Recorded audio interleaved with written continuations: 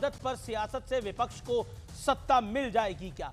मलूक नागर मेरे साथ हैं, मेंबर ऑफ पार्लियामेंट हैं, महासचिव हैं आरएलडी के। मेरे साथ आज की इस चर्चा में प्रोफेसर अनवर पाशा हैं, वरिष्ठ नेता हैं, प्रवक्ता हैं राष्ट्रीय जनता दल के।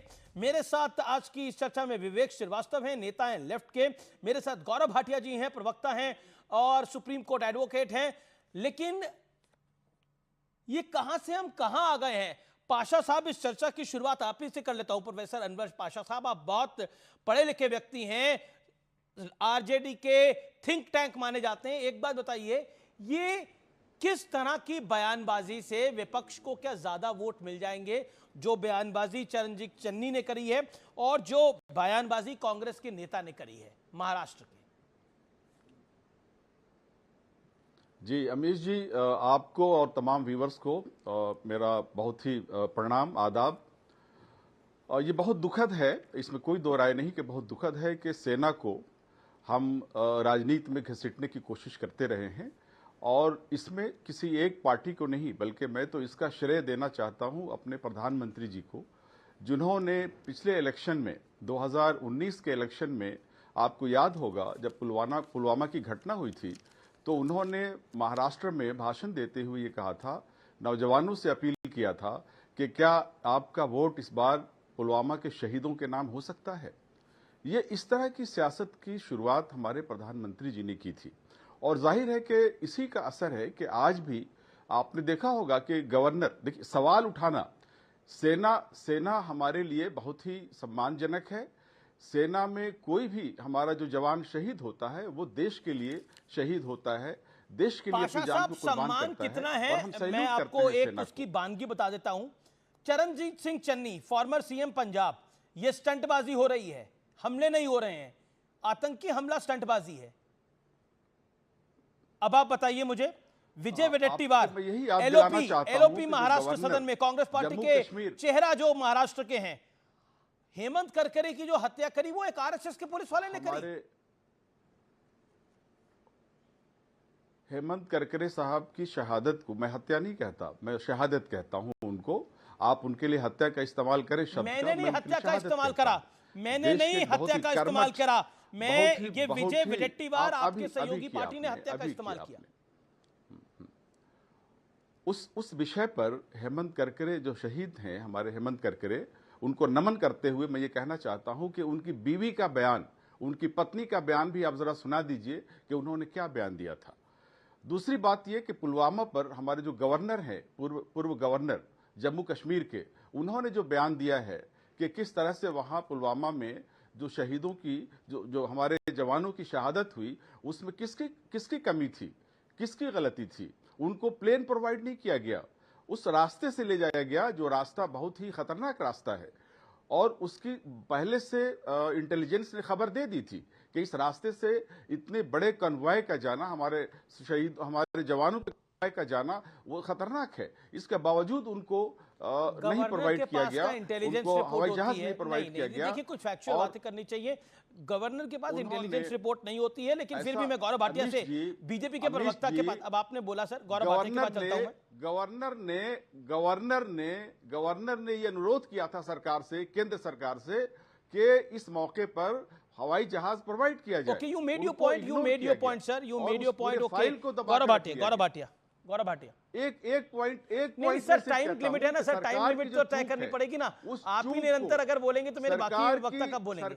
एक सेकंड सर अभी शांत रहिए। सरकार की चूक पर उंगली उठाना क्या ये गलत है? ठीक है गौरव भाटिया, हमारे शहीदों की जान जा रही है। ठीक है गौरव भाटिया, आपकी बारी है। उठाना गलत है क्या? ओके, मेरा निवेदन है कि सब अपनी अपनी बारी पे बोले। गौरव भाटिया की बारी है। देखिए, ऐसा है, सबसे पहले तो मैं भारतीय जनता पार्टी की तरफ से और हर नागरिक की तरफ से श्रद्धांजलि अर्पित करता हूं जो हमारे वीर सैनिक, हमारे भाई की शहादत हुई है उसे, और 4 जो हमारे सैनिक भाई घायल हुए हैं, मैं ईश्वर से प्रार्थना करता हूं वो जल्दी स्वस्थ हों। लेकिन अमीर जी, पहले मैं अपनी बात रखूं उससे पहले एक सवाल है मेरा तीनों पैनलिस्ट से। आप देखिए, ये लोग भारत के खिलाफ भी बयान देते हैं, सेना के भी।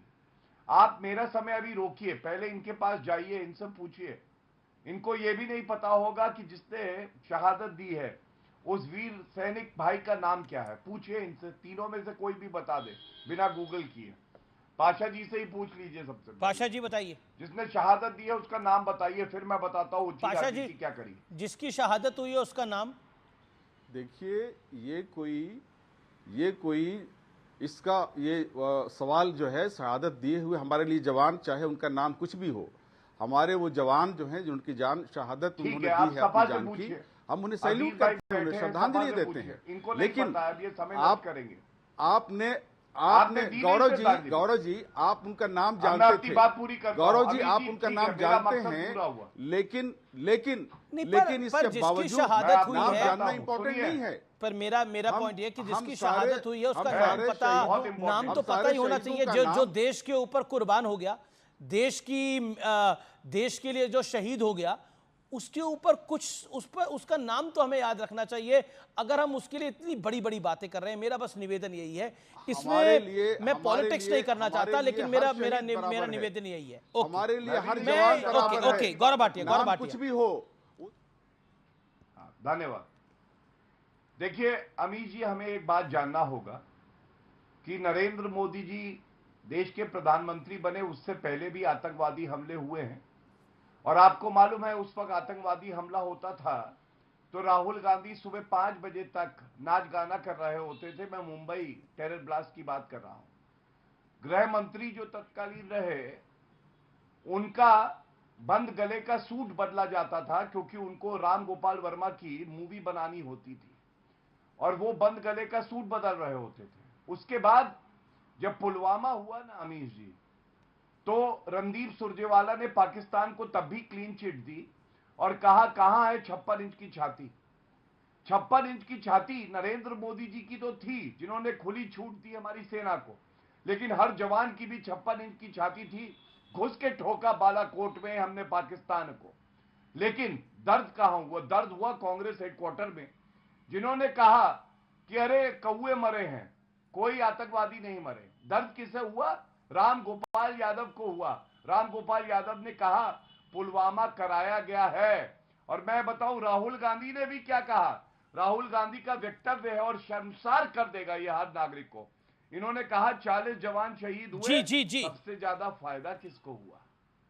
आप मुझे यह बताइए अमीश जी, अगर शहादत किसी की होती है, जी गौरव, सत्ता में कोई भी हो, विपक्ष में कोई भी हो, डर तो सबको होता है ना। कोई अपने भाई को मरवाएगा चुनाव की वजह से। आज जनता थूक रही है चरणजीत सिंह चन्नी को, तेज प्रताप यादव पे, और साथ में कांग्रेस के जो विजय वडेट्टीवार हैं। मैं इसलिए कहता हूं थूक रही है, अरे चुनाव लड़ो, डंके की चोट पे लड़ो, जो भी परिणाम आएंगे देख लेंगे, लेकिन पाकिस्तान को क्लीन चिट देना, सेना का मनोबल ये प्रश्न बड़ा महत्वपूर्ण है। अजीज खान, पाकिस्तान को इंडिया अलायंस की पार्टी कांग्रेस पार्टी पाकिस्तान को क्लीन चिट दे रही है। महाराष्ट्र में कोई कांग्रेस के छोटे मोटे नेता नहीं है, उनके लीडर ऑफ ऑपोजिशन, वो क्लीन चिट दे रहे हैं पाकिस्तान को, कह रहे कसाब को आरएसएस की पुलिस ने मारा। देखिए अमीश जी, माफ करिए, हेमंत करकरे को आरएसएस की पुलिस ने मारा। सर देखिए सर, अमीश जी मुझे मौका दे। देखिए सेना और सेना के पराक्रम, उसके शौर्य पे कोई सवाल नहीं उठा सकता। ये हमारे लिए फख्र